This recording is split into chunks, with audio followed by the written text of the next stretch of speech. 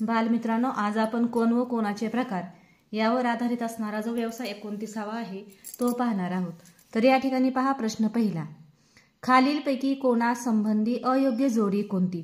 या ठिकाणी आपल्याला कोणाची आकृती दिलेली आहे आणि त्यांची नावे दिलेली आहेत। त्यापैकी नाव आणि त्या आकृती अयोग्य कोणती जोडी आहे ती आपल्याला पर्यायातून शोधायची आहे। या ठिकाणी अ नंबरला आहे, बघा हा कोणता कोण आहे, हा आहे काटकोन।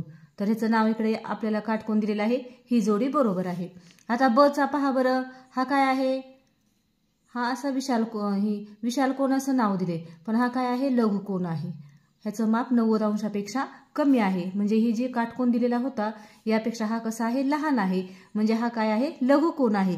परंतु त्याचं नाव आपल्याला या ठिकाणी काय दिलेलं आहे, विशाल कोन, म्हणजे हे नाव आणि ही आकृती ही जोडी कशी आहे, अयोग्य जोडी आहे। आता त्यानंतर पहा या ठिकाणी दिलेली आकृती आहे, या आकृतीचं नाव लघु कोन दिलेलं आहे। तर ह्या काटकोनापेक्षा ही मोठी आहे, म्हणजे ह्याचं माप 90 अंशापेक्षा जास्त आहे, म्हणून हा काय आहे, विशाल कोन आहे। परंतु ह्याचं नाव आपल्याला या ठिकाणी लघु कोन दिलेलं आहे, त्यामुळे हे विशाल कोन आणि लघु कोन यांच्या ज्या आकृत्या दिलेल्या आहेत ते नाव आणि आकृती ही चुकीची आहे, म्हणजे अयोग्य आहे। तर असे कोणते पर्याय आहेत ते आपल्याला पाहिजे आहेत। आपल्याला मग पर्यायामध्ये शोधावं लागेल फक्त ब आणि क। तर आता आपण सगळे पर्याय पाहिजे आहेत, फक्त ब आणि क, पर्याय नंबर आहे 2। तर अशा पद्धतीने हा प्रश्न तुम्ही सोडवून घ्यायचा आहे। आता प्रश्न दुसरा आहे, खालीलपैकी कोणत्या वेळी घड्याळाच्या तास काटा व मिनिट काटा यांच्यात विशाल कोन तयार होतो। तर आता या ठिकाणी पहा, आता आपल्याला घड्याळच पाहावी लागतील।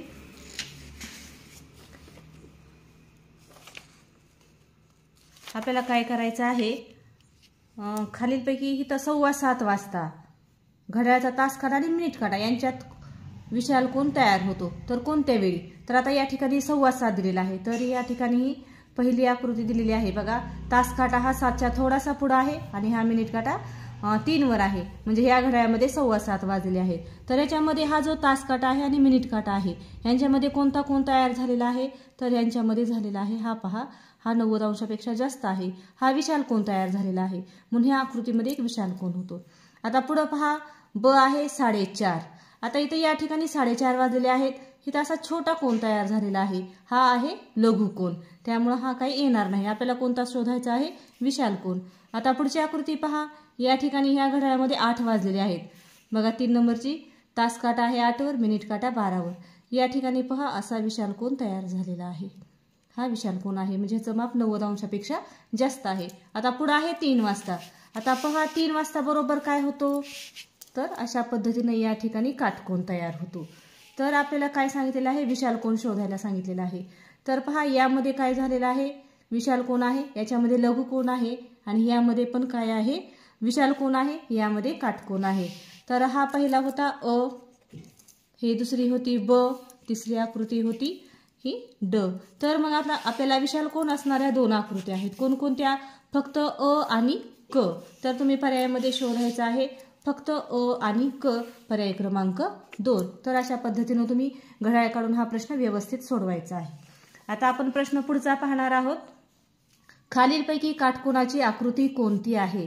काटकोन म्हणजे सरळ उभी रेषा आणि आडवी रेषा, एकदम काटकोनात, थोडी तिरकी नाही काही नाही, अशा दोन्ही, एक उभी आणि एक आडवी, त्या दोन्ही सरळ रेषा असणारी आकृती म्हणजे काटकोन असतो। आता या ठिकाणी अ पहा, हा काय आहे, काटकोन आहे। ह्या बिंदूतून वर इथल्या ह्या शिरोबिंदूतून वरती एक किरण गेला आणि इकडे एक गेलेला आहे, हे दोन्ही किरण एकदम सरळ गेलेले आहेत आणि या ठिकाणी असा व्यवस्थित छान कोपरा तयार झालेला आहे, ह्याला काय म्हणायचं आहे, काटकोन। तर ही एक आकृती काटकोनाची आहे।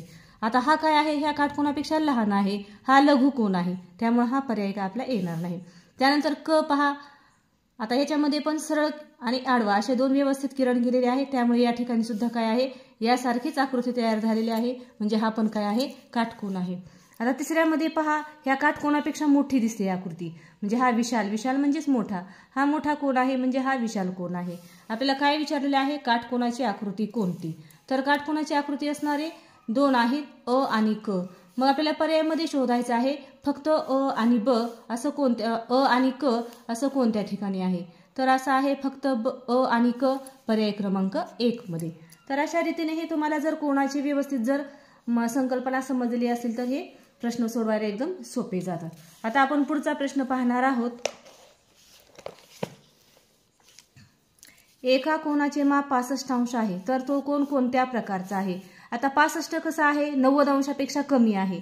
मग आपला लघुकोनाचा नियम काय आहे, ज्या कोणाचे माप 90 अंशापेक्षा कमी असते त्याला काय म्हणायचं आहे, लघुकोन असं म्हणायचं आहे. आणि 65 हे 90च्या माग आहे म्हणजे लहान आहे, त्यामुळं हा काय येणार आहे, 65 अंश माप असणारा कोन हा लघुकोन असणार आहे. पर्याय क्रमांक 2. तर तुम्हाला 90 पेक्षा मागची माप आली की 90 पेक्षा खालच्या संख्या की ते लघुकोन समजायचे, 90 पेक्षा पुढच्याला 91 पासून पुढे की विशाल कोन समजायचा. तर अशा रीतीनं हा आहे लघुकोन. आता पुढचा प्रश्न पहा 5वा. खालीलपैकी कोणत्या कोनाचे माप 100 अंशापेक्षा कमी असते. आता 100 अंशापेक्षा कमी कोणाकोणाचं असतं, तर काटकोनाचं माप किती असतं, 90 अंश असतं. तर हा असा, आणि हा जो असा कोन आहे तो पण लघुकोन आहे. ह्या दोन्हीची माप कशी असतात, 100 अंशापेक्षा कमी असतात.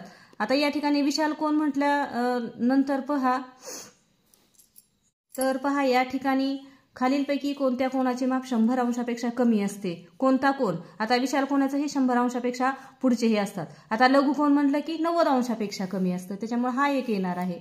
आता अपूर्ण कोन हा काही कोणाचा प्रकार नाही. आता त्यानंतर आहे ड काटकोन. काटकोनाचं माप किती असतं, 90 अंश असतं. त्यामुळे काय होणार आहे, लघुकोन आणि काटकोन ह्या दोन्हीची पण माप कशी आहेत, 100 अंशापेक्षा कमी आहेत. त्यामुळे आपलं उत्तर येणार आहे फक्त ब आणि ड.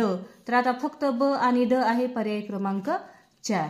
तर या अशा रीतीने तुम्ही प्रश्न व्यवस्थित वाचायचा, समजून घ्यायचा आणि सोडवायचा आहे. अतिशय सोपा भाग असतो कोनावरचा. आता पुढचा प्रश्न पहा 6वा. 4 वाजता तास काटा व मिनिट काटा यांच्यात कोणता कोन असेल. आता बरोबर 4 वाजलेले असतील तर त्यावेळेस कोणता कोन असेल.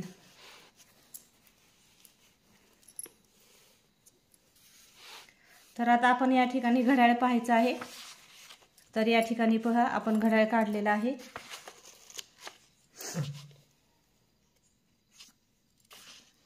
चार वाजता तास काटा व मिनिट काटा यांच्यात कोणता कोन आहे. 4 म्हणजे तास काटा हा 4 वर असतो आणि मिनिट काटा हा 12 वर असतो. ह्याला काय म्हणायचं आहे, बरोबर 4 वाजले. तर ह्या दोन्ही काट्यांमध्ये कोणता कोन आहे ते आपल्याला शोधायचं आहे. आपण असं जर केलं तर पहा कसं होतंय, असं मोठं होतंय म्हणजे हे 90 अंशापेक्षा मोठं होतंय. म्हणजे त्याच्यामध्ये कोणता कोन आहे, विशाल कोन आहे. म्हणजे बरोबर जर 4 वाजलेले असतील तर त्या दोन कोनांमध्ये, दोन काट्यांमध्ये हा काय तयार होतो, विशाल कोन तयार होतो. म्हणून आपलं उत्तर येणार आहे पर्याय क्रमांक 2. आता त्यानंतर पुढचा प्रश्न आहे 7वा. ठीक 3 वाजता तास काटा व मिनिट काटा यांच्यात कोणता कोन असेल. आता पहा या ठिकाणी आपल्याला दिलेला आहे. या घड्याळात बघा मिनिट काटा 12 वर आहे आणि तास काटा 3 वर आहे. म्हणजे या घड्याळामध्ये काय झालेले आहेत, बरोबर 3 वाजलेले आहेत. तर ह्या दोन काट्यांमध्ये कोणता कोन तयार होतो बघा बरं. ह्या बिंदूतून हा सरळ किरण गेलेला आहे आणि वरती एक सरळ किरण गेलेला आहे. तर या ठिकाणी अशा प्रकारचा कोपरा तयार झालेला आहे. याला काय म्हणायचं आहे, काटकोन. तर बरोबर जर 3 वाजलेले असतील तर त्यामध्ये काय होतो, काटकोन तयार होतो. असाच काटकोन आणखीन बरोबर जर 9 वाजले तर त्यावेळेस एक तयार होतो. हे तुम्ही लक्षात ठेवायचं आहे. म्हणजे बरोबर 3 वाजता म्हणजेच ठीक 3 वाजता घड्याळाच्या ह्या मिनिट काटा आणि तास काटा यांच्यामध्ये काटकोन तयार होतो. उत्तर आलेलं आहे पर्याय क्रमांक 2. आता पुढचा प्रश्न पहा. सोबतच्या घड्याळातील काट्यांमध्ये कोणता कोन आहे. तर या ठिकाणी आपल्याला दिलेला आहे छोटा काटा म्हणजे तास काटा 3 वर आहे आणि मिनिट काटा 1 वर आहे. म्हणजे ह्याच्यामध्ये काय झालेलं आहे, 3 वाजून 5 मिनिटाचा वेळ दाखवते. परंतु आपल्याला ह्याच्यामध्ये काय करायचं आहे, कोणता कोन. तर या पद्धतीने हा जो कोन आहे हा कसा आहे, लहान आहे. आता इथं जर असं केलं असतं 3 आणि 12 वर तर काटकोन झाला असता आपण वरती पाहिल्याप्रमाणे. पण हा कसा आहे, एकदम असा लहान आहे. म्हणून हा कोणता कोन येणार आहे, लघुकोन. अगदी बरोबर पर्याय क्रमांक 2. आता प्रश्न 9वा पहा. भिंतीने जमिनीशी केलेला कोन टिंबटिंब असतो. आता भिंत आणि जमीन आपण जर यांचा विचार जर केला तर यांच्यामध्ये कोणता कोन येईल बरं. आता या ठिकाणी समजा आपली अशी भिंत असते उभी किंवा अशी आडवी आणि ही खालची जी जमीन असते तर ह्यांच्यामध्ये कोणता कोन येणार आहे. ही भिंत अशी आपली समजा उभी आहे किंवा आडवी बी भिंत असू द्या, तर इथं खाली काय होणार आहे, ही भिंत आणि ही जमीन ह्यांच्यामध्ये असा काटकोन होणार आहे. कोणतीही वस्तू जर असेल उभी आणि खाली जमिनीला समांतर असेल तर त्यांच्यामध्ये कोणता कोन येतो, काटकोन येतो. पर्याय क्रमांक 2. आता प्रश्न आपला आहे 10वा. हाताचा अंगठा सोडून इतर लगतच्या 2 बोटांमध्ये कोणता बोटांमधील कोण टिंबटिंब असतो. आता आपला हात असतो, ही अंगठा सोडून जर ह्याच्यामध्ये जर आपण विचार केला तर बघा एकदम असं लहान तयार होतं. किंवा आपण अशी आकृती जरी काढून पाहिली तरी काय होतो, असा लहान तयार होतो, म्हणजे ह्याच्यामध्ये लघु कोण तयार होतो. पर्याय क्रमांक 1. त्यानंतर बाभळीच्या काट्यांमध्ये कोणत्या प्रकारचा कोण तयार होतो. आता बाभळीचा काटा पहा अशा पद्धतीने असतो, अशी त्याला टोक असतात, अशा पद्धतीने असतो. तर याच्यामध्ये कोणता कोण असतो, याच्यामध्ये विशाल कोण असतो. पर्याय क्रमांक 1. आता नंतर आहे सावधान स्थितीत उभे असताना आपल्या शरीराने जमिनीशी केलेला कोण कोणता असतो. समजा आपण असे उभे आहोत एकदम सावधान स्थितीमध्ये, तिरकं नाही काय नाही, एकदम सरळ उभं राहायचं आहे आपल्याला सावधान स्थितीत. आणि ही खालची जमीन आहे, तर हे आपलं शरीर आणि ही जमीन यांच्यामध्ये कोणता कोण होतो पहा बरं. म्हणजे कोणतीही वस्तू जर जमिनीला समांतर ठेवली तर तिच्यामध्ये काटकोन तयार होतो. तर पहा अशा पद्धतीनं तुम्ही प्रॅक्टिकल करून पाहिलं तरी चालतंय. तर या ठिकाणी आपलं उत्तर आलेलं आहे पर्याय क्रमांक 1. आता त्यानंतर आहे घसरगुंडीने जमिनीशी केलेला एक कोण लघु कोण आणि दुसरा कोण विशाल कोण असतो. आता समजा ही घसरगुंडी असते, ही अशी घसरगुंडी, आणि इकडे हा विशाल कोण असतो, तिरकी असते ना. घसरगुंडी कशी असते, अशी तिरकी असते. आणि इकडच्या बाजूला जो दुसरा कोण असतो तो कसा असतो, लहान असतो. एक जर लघु कोण असेल तर दुसरा कोण कसा असतो, त्याचा विशाल कोण असतो. पर्याय क्रमांक 3. म्हणजे घसरगुंडी आणि जमीन यांच्यामध्ये 2 कोण तयार होतात, विशाल कोण आणि लघु कोण. आता तुम्ही घसरगुंडीचं चित्र असं व्यवस्थित काढून जर पाहिलं तर पहा इकडं पहा असा ही जमीन आहे, तर इकडं काय झालेलं आहे, असा विशाल कोण तयार झालेला आहे. आणि ह्या बाजूला इकडच्या बाजूला जो आहे तो असा लघु कोण तयार होतो, म्हणजे लहान कोण तयार होतो. आपल्याला या ठिकाणी एक कोण दिलेला आहे लघु कोण, मग दुसरा कोणता असणार आहे, विशाल कोण. तर अशा पद्धतीने हे तुम्ही प्रश्न सोडवायचे आहेत. किंवा ज्या ठिकाणी तुम्हाला घसरगुंडी दिसते त्या ठिकाणी जाऊन तुम्ही बी प्रॅक्टिकल जर पाहिलं तर ते तुमचं कधीच विसरणार नाही. अशा रीतीने आपण हा 29वा स्वाध्याय या ठिकाणी पूर्ण केलेला आहे.